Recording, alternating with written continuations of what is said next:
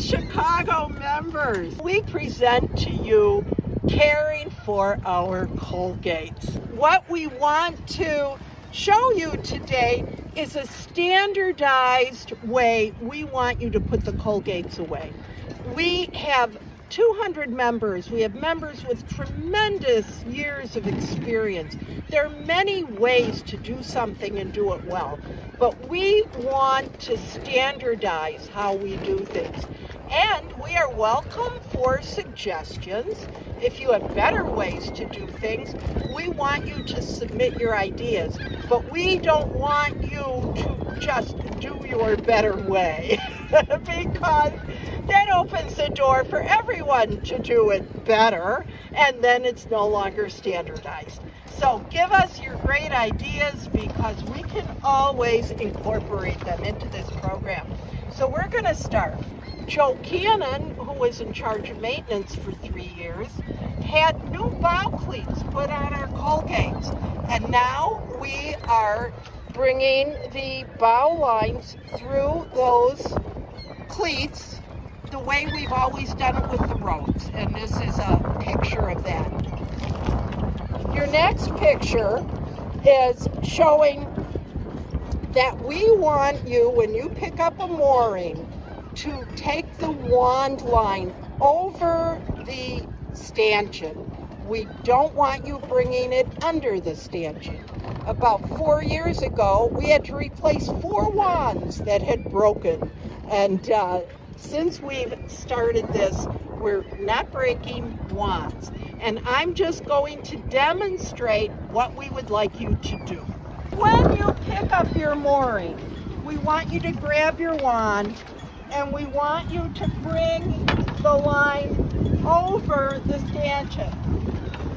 You can then put your wand through the base of that stanchion. If you have enough extra line, you can secure it to the cleat, the bow cleat.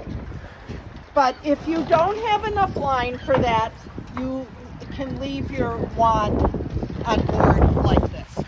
When you are finished with your sail, we want you to leave your engine in this position with your handle forward. I'm going to put the engine in the water now.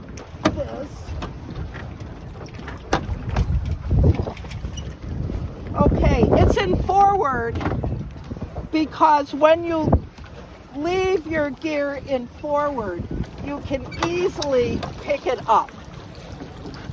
I'm going to put it back.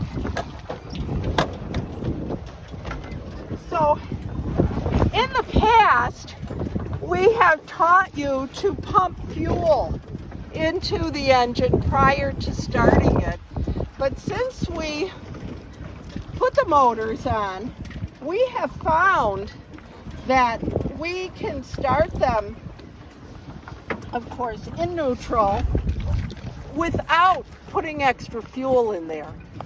We've been able to start it with just using the choke. The other thing that is different, the manufacturer of the Tohatsu engines tells you to idle them for 3 minutes before turning them off. And I've had to stop myself already a few times this year. As soon as we're on the mooring, someone says we're on, and I say, turn off the engine. No, don't turn it off. Leave it idle. All right, your fuel tank. You should notice on the fuel tank, 3 marked lines, 1, 2, 3. That's 1 gallon, 2 gallon, and 3 gallons. You'll notice it's not even between the 2 gallons and 3 gallons. What we are asking is that when your fuel gets down to 1 gallon or less, that you notify the boat managers online that you need refueling. I think everyone knows where to attach the main halyard. We attach it to the U-shackle on the back of the boom. You've attached your main halyard, and now we want your lines uncleated. Don't touch the spinnaker or the jib halyards. Leave those alone. But your reefing line, we want you to pull your reefing line all the way through to the stopper knot. And that's on reef 1 and reef 2. We want to make sure your boom vang is uncleated and that your Cunningham is uncleated, that your outhaul is uncleated, and don't worry about your pole lift.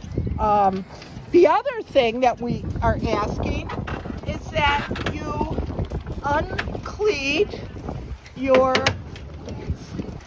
backstay tensioner line. So it's uncleated there and it's uncleated over here. So all lines uncleated. Now you're going to have a lot of slack in your reefing lines, and I'll show you what we want you to do with that. You've got all these lines, and it's like, man, I don't want to look at those. These are reefing lines? These are your reefing lines. It's like, oh my gosh, that's a mess. But we just want you to tuck them into the sail. How many times have you tried to raise your main and it won't go up? And it's the reefing lines. So you will never have a problem raising your main now because of reefing lines. The other thing I want to remind you is if you have reefed, we want you to be sure to untie your nettles and be sure to put the cars back in the track. Okay, we want you now to pull your traveler to port. And we do this because the tender picks us up on starboard, and it's nice to clean up your traveler line and just hang it there. Joe Cannon put boom tethers on all the boats, and it was a fantastic idea to keep the boom from swinging back and forth at the gooseneck. So you have just this carabiner attached there. Now we have not tightened our main halyard yet, because if you tighten your main halyard, you won't be able to get your boom tether attached to the bail here. Andy, would you tighten the main halyard now, please? Okay, and so now that really helps a lot to secure the boom. We used to leave some of our main sheet aft and try tightening it at this cam cleat, and it would always become loose, and then the boom would loosen up.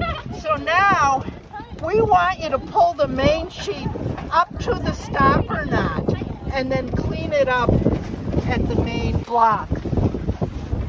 Now you're ready to clean up your main sheet. You want to be sure you always pull it down first through the cam cleat, then put your half hitch in there. Okay, you got that. And now you want to clean up your sheet.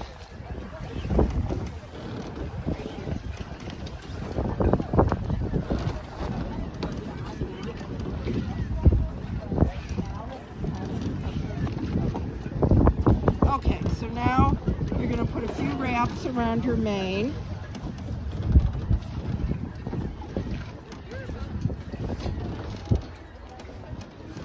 Ugh. And then you want to bring it through the center and loop it over. And now you've got a tail. Now what do you do with your main? When I learned, we were still bending on a mainsail and taking it off every time we went out on a roads. And so I was told, throw the main sheet over the boom. And I've been throwing the main sheet over the boom all these years.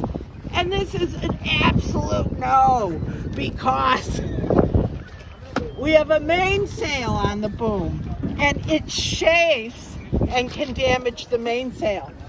I've also been throwing it over the sail cover. That's a no, you don't throw it over the sail cover because it will chafe the sail cover. So now, what do? Here is the solution. There is, on the boom, with a block attached, a bail. And actually this stopper nut will fit through the bail there. There you go. And now we've got it hanging, and we just do a couple half hitches and we secure it. So there we go. And you leave it hang. And now you've saved your sail and your sail cover. You're going to put your sail cover on. Someone's going to go up front and zip your cover before you do anything else. And then you're going to take your cover to the back here.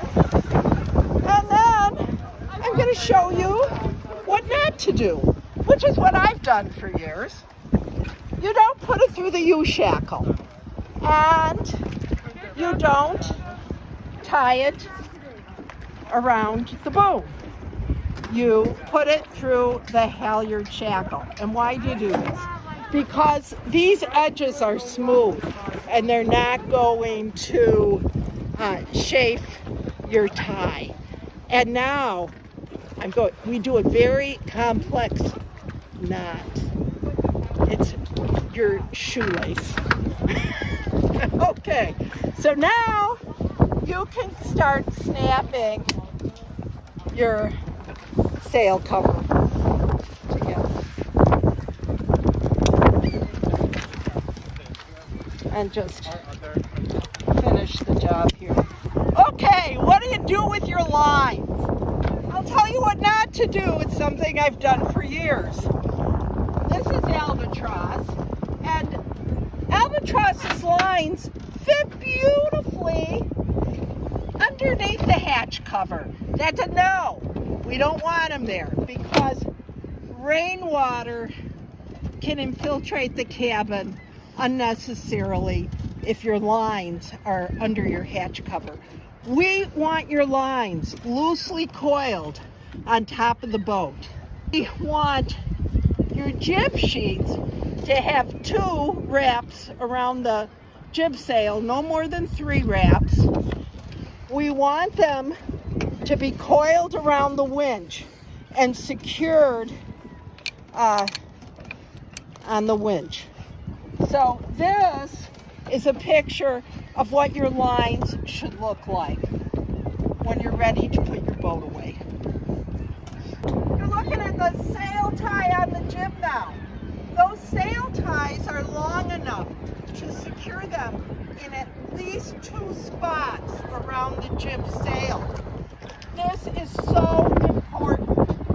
A number of years ago, someone forgot to put the sail tie around the jib sail on one of our boats, and a really bad storm came up and it ripped the jib sail off the boat. So very important. This year, all of our boats have tiller covers to protect these tillers. And you can just tie this with a slip knot. And that should be good. Here is our tiller tie. So we want you to put a clove hitch around this tiller to secure it. So you start by bringing your line over the tiller, then under and across, and then underneath that line that you brought across, and you have a clove hitch. It goes through a carabiner with a jaw, and you simply click the carabiner onto the stanchion base. And be sure you click it so that your line is up here, and you just tighten this into the jaw, and your tiller is secure. And now the brilliant part is the release. To release it, you just pull up on it and it releases. And then I tighten it. And if you pull up on it and it doesn't release, you can simply hold your carabiner down. But there you go. And now you've got your tiller extension. Okay, lastly, you're ready to put your boat away. Make sure that your radio is turned off. Make sure that your solar panel is secured to the deck.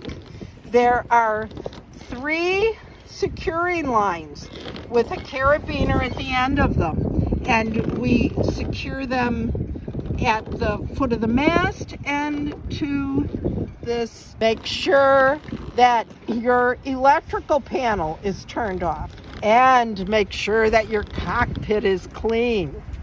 Make sure that your cabin is clean. Make sure that your life jackets are hanging. We have a line with a carabiner to hang the jackets from so they don't fall on the floor of the boat. You'll see this transparent, colored transparency, and that's where we have our registration in there, so it can be quickly viewed and not get wet at the same time. We used to keep those in the toolbox. If you don't see one hanging in a transparency on the boat, you should see it in the cooler. We want all of the Spinnaker lines on the port side of the boat. Winch handles go in the cooler, foghorn, manual horn, and flares. You'll find 2 sets of flares in your cooler. They're in plastic bags. The outside has an expiration date marked. You do have expired flares in those. Those are not the flares you show the Coast Guard if they board your boat. You want to make sure you show them the unexpired flares. And the reason we have the expired flares in the cooler is that they probably still work.